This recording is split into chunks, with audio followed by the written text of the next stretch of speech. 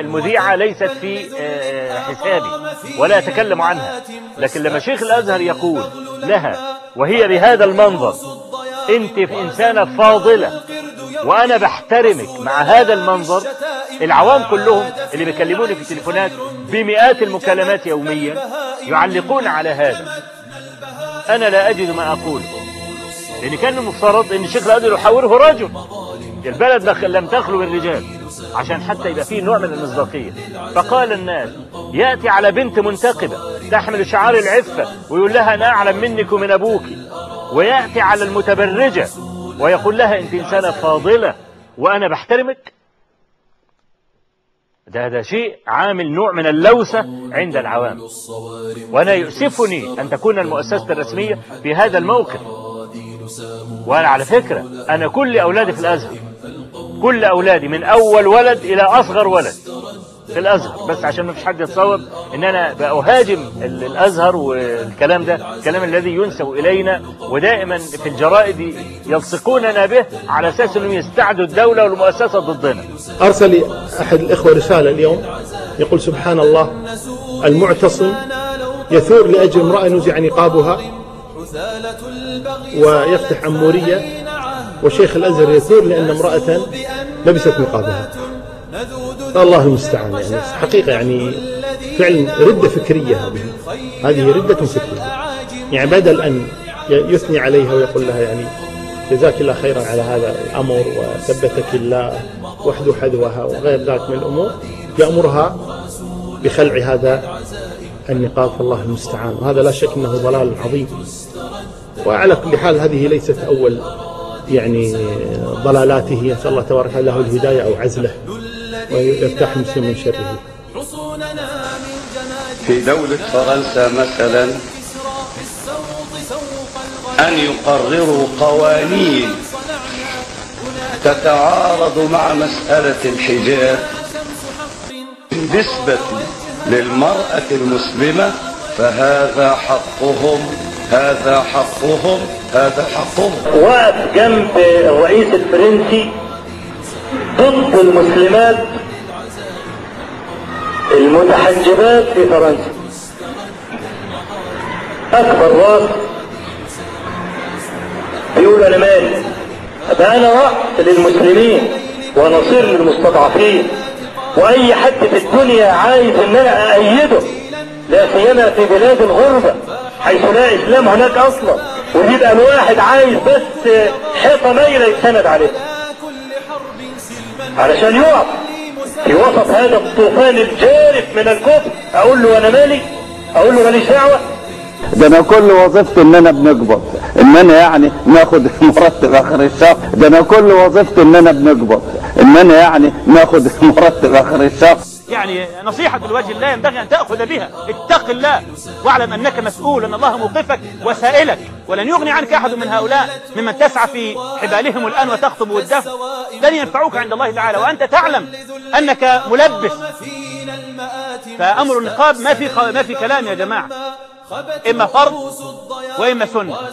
اللي بياخذ بقوله فرض جزاه الله خير، اللي بياخذ بقوله سنة جزاه الله خيرا أيضا. لكن اللي يقول هو بدعة أو عادة هذا مفتر على الله، وهذا كاذب على الشريعة، ولا يقره أحد قط من أهل الحق، ولا يقول هذا إلا لهوى في نفسه أو أمر آخر لا نعلم. يا أختنا في الله لا يغويك ذا الشيطان، إن الحجاب فريضة من ربنا المنان، إن الحجاب مع التقى هو جنة وجنان، وأرى هناك أخيتي بحجابها يا إخوتي، وأرى هناك أخيتي بحجابها يا إخوتي، قولي لهم يا درتي أبغي رضا الرحمن،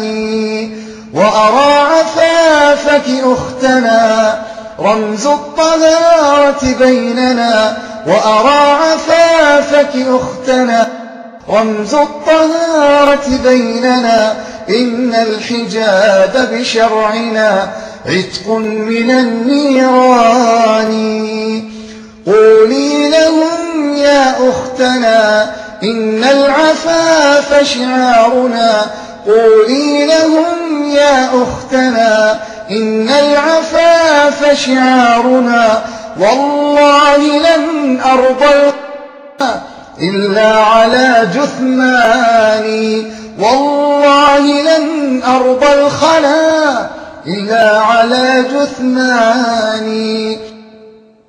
لأن ليس له أصل في الدين على الإطلاق. النقاب ده بيلغي شخصية المرأة تماما. ربنا خلق الإنسان واداله الوجه ده. لما بتكلم مع حضرتك هو لازم يكون في تواصل بيننا وبين بعض. التواصل ده عن طريق هذه الرؤية، المواجهة دي. بشوف تعبيرات وجهك وانت بتشوف تعبيرات وجهي، فبنقدر نتواصل. لكن انا هتواصل مع مين؟ اخراج النقاب كشعيرة من شعائر الاسلام خارج نطاق الاسلام ما يضاف لايه؟ يبقى من مساوئ الاخلاق مثلا؟ يعني ايه النقاب عاد؟ لو ان طالبا في المرحلة الابتدائية في القبول في الابتدائية سألوه وهو يدخل المعهد الابتدائي يقولون له هل النقاب ليس من دين الله أم من دين الله، فاختار الإجابة الأولى أنه ليس من دين الله، ما يصلحش يدخل أولى ابتدائي أصلا لأنه مش عارف حاجة خالص عن دينه. دي مسألة بديهية، دي مسلمة من مسلمات الإسلام. النقاب ده من الدين ولا مش من الدين؟ ده موضوع مسلم منتهى منه، شعيرة من شعائر الإسلام. كله بقى فرض وسنة دي قضية تانية كما تكلمنا في ذلك وكما سنتم بعد هذا. الثالث اللي طبع الكتاب النقاب عادة وليس بعبادة، وطبعه على طبع من أموال الأوقاف التي هو ناظر لها وسيسأل الله يوم القيامة. بدل ما يعمل كتاب عن النهي عن السفور، عن النهي عن التدخين، عن النهي عن الخمور، طابع كتابين أو 3، واحد منهم في النهي عن الختان والثاني في النهي عن النقاب. ايه المشكلة يا جماعة عند الناس دي؟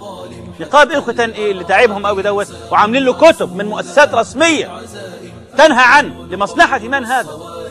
وايه الفكرة يعني؟ طب ولما الكتاب ده كتب فيه ايه بقى فضيلة الشيخ؟ مش كاتب فيه اي حاجة، ناقل كلها كلام مرسل كما قال فلان من المعاصرين وفلان من المعاصرين، كأن الإسلام لم يكن له قبل ذلك تراث علمي، لا كتاب ولا سنة ولا أئمة أربعة. ولو جينا نخالف الأئمة الأربعة في مسألة وضح فيها الدليل وقلنا مش هناخد بقول الأئمة الأربعة، ناخد بقول ابن حزم ولا بقول فلان من السلف، يقول لك بس ده بيحطموا الأئمة الأربعة، ده بيكرهوا الأئمة الأربعة، ده بيستخفوا بالأئمة الأربعة، والفقه الفقه هذا المنضبط اللي مش يقعدوا يقولوا كلام كبير قوي مش حاصل اصلا عندنا. وهم ييجوا في كده في الديره ويهدموا الأربعة، يخالفونهم صراحة جهارا نهارا، وعايزين نقعد ساكتين نشترك معهم في هذه الجريمة. لا والله، لقد أخذ الله الميثاق على أهل العلم ليبيننه للناس ولا يكتمونه، وهذا واجب كل من يعلم أن يبين خطأ هؤلاء ولا يعتذر عنهم، لأنهم ما قدموا لأنفسهم عذرا. كلام واضح جدا. يعني إيه واحد يطلع يقول النقاب مش من الإسلام؟ امال منين؟ جاء منين؟ وماذا نصنع بهذه الآيات الجليلات وهذه الأحاديث الشريفات وأقوال أهل العلم اللامعات؟ نوديها فين إن شاء الله؟ وننزلها أي منزل نقول دي كانوا بيقولها هزار؟ يعني هذا كان على سبيل التهريج أم على سبيل التشريع؟